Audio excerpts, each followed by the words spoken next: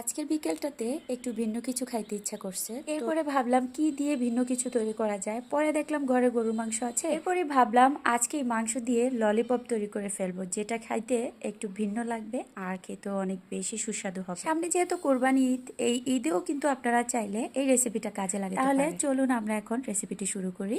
তো এখানে আমি হাফ কেজি পরিমাণ মাংস নিয়েছি, একটু বেশি করে ছিল যতটুকু তার থেকে নিয়ে নিয়েছি। এরপর আমি চাকুর সাহায্যে মাংসটাকে খুব ভালো করে ছোট ছোট করে কেটে নিচ্ছি। আমাদের ব্লেন্ডার জারটা একটু ছোট, আর এর কারণেই আমি অল্প অল্প করে মাংসটা কিমা করে নিব। ছোট ছোট করে কেটে দিচ্ছি কারণ খুব তাড়াতাড়ি কিমাটা হয়ে যাবে, আর বড় টুকরা করে দিলে কিন্তু কিমাটা হতে একটু অসুবিধা হবে। তো আমি তো আমার সুবিধা অনুযায়ী করে নিচ্ছি, আপনারা আপনাদের সুবিধা অনুযায়ী করে নেবেন।